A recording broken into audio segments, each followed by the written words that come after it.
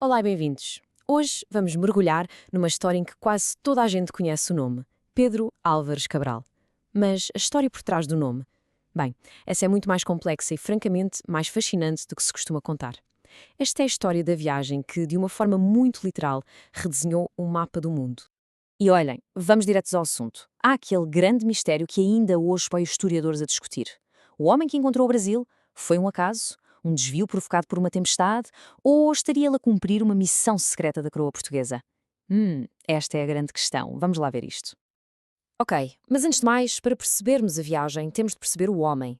Quem era, afinal, esta figura a quem o rei confiou a expedição mais ambiciosa da história de Portugal até à data?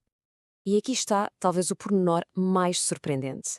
Pedro Álvares Cabral, nascido por volta de 1467, vinha de uma família nobre, com tradição militar, mas ele não era um navegador experiente, nada disso. Ele era um aristocrata, um fidalgo da corte, com excelentes ligações ao rei Dom Manuel I.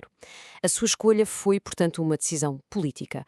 Contava o prestígio, a lealdade, não necessariamente a perícia no mar. E a missão? Bem, a escala era algo nunca antes visto. Falamos de 13 navios. Imaginem só. Era a maior frota que Portugal alguma vez tinha lançado ao Atlântico. Levava a bordo entre 1.200 a 1.500 homens. Isto não era uma simples viagem de exploração. Era uma clara demonstração de poder e de intenção. E os objetivos que o rei Dom Manuel I tinha em mente eram, bem, cristalinos e muito ambiciosos. O destino principal era Calicut, na Índia. A ideia era estabelecer relações diplomáticas e comerciais para, no fundo, quebrar o monopólio que os venezianos tinham no lucrativo comércio das especiarias. A abordagem? Primeiro a diplomacia, claro, mas as ordens eram muito claras. Se a diplomacia não resultasse, era para impor pela força. Pronto, a missão está definida, a frota zarpou. E agora vamos ao primeiro grande momento da viagem, talvez o mais famoso de todos e aquele que mudou o curso da história para sempre. O aparecimento de uma terra desconhecida. Imaginem a cena. É 22 de abril de 1500. Já passaram 43 longos dias no mar. E de repente, terra à vista! O escrivão da frota, o famoso Pero Vaz de Caminha, descreveu o que viu como um monte muito alto e redondo. Decidiram chamar-lhe Monte Pascoal. Era o primeiro vislumbre português daquilo que um dia viria a ser o Brasil. Mas é aqui que a coisa se complica e que nasce a grande controvérsia. Foi um acidente? A versão oficial, aquela que está na Carta de Caminha, fala numa surpresa genuína. Diz que a frota foi desviada por tempestades. Mas isso não foi. Há outra teoria, a da intencionalidade, e os argumentos são fortes. Por exemplo, o Tratado de Tordesilhas, de 1494. Portugal insistiu tanto para mover a linha de demarcação para o oeste. Porquê? Talvez porque já suspeitasse que havia ali terra. Se juntarmos a isso um documento que menciona uma possível viagem secreta em 1498, bem, o debate continua em aberto até hoje. O primeiro contacto com os povos indígenas, conta-se, foi pacífico. E esta citação de Pero Vaz de Caminha diz muito sobre a perspectiva europeia da altura. Ele descreve-os como sendo de tamanha inocência, um povo bom e de pura simplicidade. Foi sem dúvida um encontro de dois mundos, marcado pela curiosidade de ambos os lados e, claro, por um certo sentimento de superioridade cultural por parte dos europeus. Depois de 10 dias naquela nova terra, a frota retomou o seu rumo original, a Índia. E é aqui que a narrativa muda por completo. A viagem, que até então tinha sido de descoberta e de espanto, transforma-se numa história de tragédia e de conflito. A travessia do Atlântico Sul foi um desastre absoluto. Tempestades violentíssimas afundaram 7 dos 13 navios. 7. E aqui acontece uma daquelas ironias cruéis da história. Um dos navios que se perdeu era comandado por Bartolomeu Dias. Sim, o mesmo Bartolomeu Dias que 12 anos antes tinha sido o primeiro a dobrar o Cabo da Boa Esperança. Acabou por morrer precisamente nas águas que ele próprio ajudou a desvendar. Com a frota completamente dizimada, reduzida agora a apenas 6 navios, Cabral chega finalmente a Calicut, o grande centro mundial do comércio de especiarias. A sua missão e a sua capacidade de negociar estavam agora seriamente em risco. E, no entanto, surpreendentemente, no início, as coisas até correram bem. Ao contrário de Vasco da Gama, que tinha sido praticamente humilhado uns anos antes por levar presentes considerados pobres, Cabral, com o seu porte de fidalgo e com presentes de ouro e prata, conseguiu impressionar o Samorim, o governante local. Conseguiu até autorização para montar uma feitoria, um entreposto comercial. Mas esta paz durou muito pouco tempo. A rivalidade com os mercadores árabes, que controlavam o comércio na região, acabou por explodir.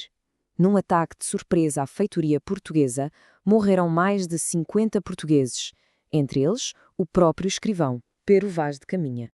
A resposta de Cabral foi imediata e absolutamente brutal. Ordenou um bombardeamento naval sobre a cidade de Calicut. Durou um dia inteiro. Esta retaliação, claro, arrasou qualquer esperança de uma aliança e deu início a uma longa história de conflito.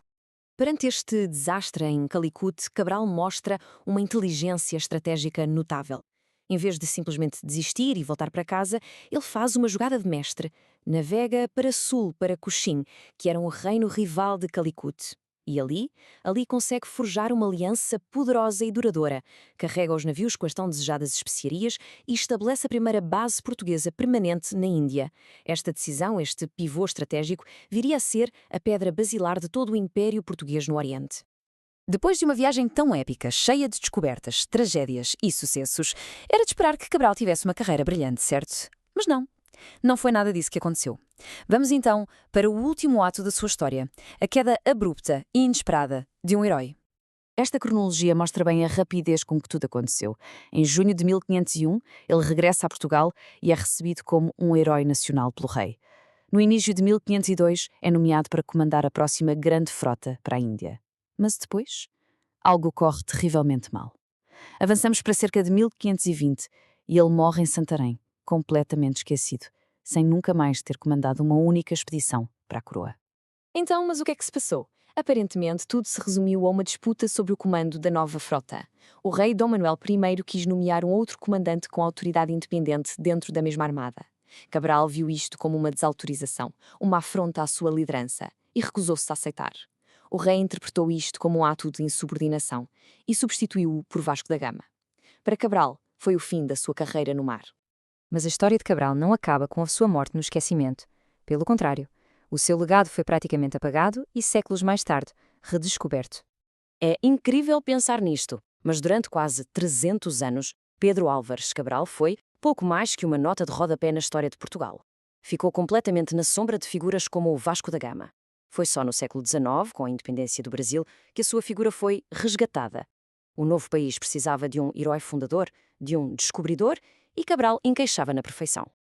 E assim, hoje em dia, ele tem este legado duplo e complexo. Para o Brasil, ele é a figura fundacional, o descobridor, que marca o nascimento da nação. Para Portugal, é um herói complexo da era dos descobrimentos, cuja verdadeira importância foi reavaliada e celebrada, mas só depois de séculos de negligência. E isto leva-nos à pergunta final, uma para ficarmos a pensar. Quem foi, no fim de contas, Pedro Álvares Cabral? Um descobridor? Um conquistador? Ou talvez, e de forma mais precisa, um produto do seu tempo? Um nobre ambicioso cujas ações, tanto as intencionais como as acidentais, o definiram para sempre através de uma única e monumental viagem? A resposta, tal como a própria história, está longe de ser simples.